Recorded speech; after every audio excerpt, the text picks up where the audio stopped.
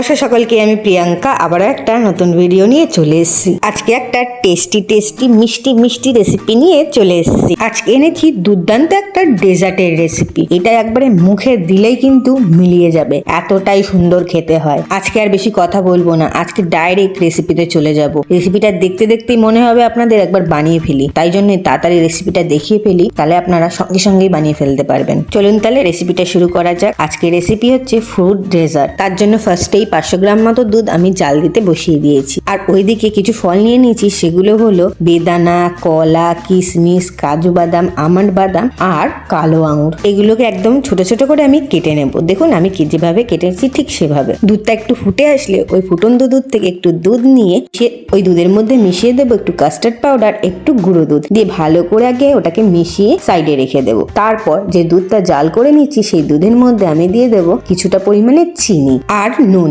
দিয়ে আমি এটাকে ভালো করে মেশাবো। আপনারা ভাবতেই পারেন আমি মিষ্টির মধ্যে নুন কেন দিলাম। হালকা পরিমাণে নুন দিলে তাহলে এটার মিষ্টির স্বাদটা একদম ঠিকঠাক আসে। আমার দিদা বলতো যে নুন নাকি জগৎ মিষ্টি, তাই নুন দিয়ে মিষ্টির স্বাদটাকে বাড়ানো যায়, তাই আমি অল্প করে নুন দিয়ে নিলাম। তারপর যে মিশ্রণটা বানিয়ে রেখেছিলাম সেই মিশ্রণটাও ওর মধ্যে দিয়ে দিলাম। দিয়ে দেওয়ার পর ভালো করে মিশিয়ে নিয়ে আমি কয়েক টুকরো পাউরুটি নিয়েছিলাম, সেই পাউরুটির কোনাগুলোকে আমি ভালো করে কেটে নিলাম। কেটে নিয়ে একটা বোলের মধ্যে আমি এই পাউরুটিগুলো যেভাবে সাজিয়ে দিচ্ছি সেইভাবেই ঠিক সাজিয়ে দিতে হবে। আমি কিন্তু পুরো বোলের চারিদিকটাই পাউরুটিটা দিয়ে সাজিয়ে দিয়েছি। তারপর ওপর থেকে যে মিশ্রণটা বানিয়ে রেখেছিলাম ওটাকে ঠান্ডা করে এর ওপর থেকে দিয়ে দিচ্ছি অল্প অল্প করে, দিয়ে পুরো এটাকে ভরে দিতে হবে। এটা পুরো দেওয়া হয়ে গেলে ওপর থেকে আমি দিয়ে দেব ওই যে কলাগুলো কুচি করে রেখেছিলাম সেই কলাটাকে। তারপর দিয়ে দিচ্ছি আঙুর ফলটা, আর তারপরে দিয়ে দিচ্ছি বেদানা, কাজু বাদাম, কিশমিশ আর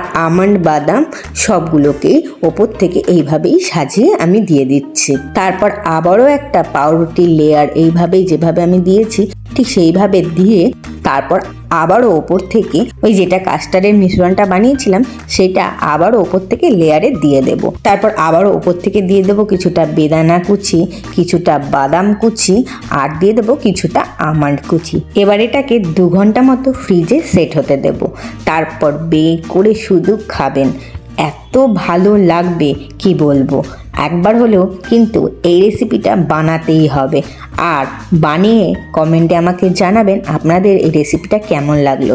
ভালো লাগলে অবশ্যই কিন্তু একটা লাইক করে দেবেন। আর যারা আমার চ্যানেলে নতুন বন্ধু আছেন তারা কিন্তু অবশ্যই চ্যানেলটাকে সাবস্ক্রাইব করে দেবেন। কালকে আসবো আবারও একটা নতুন ভিডিও নিয়ে। আজকের মতো টাটা।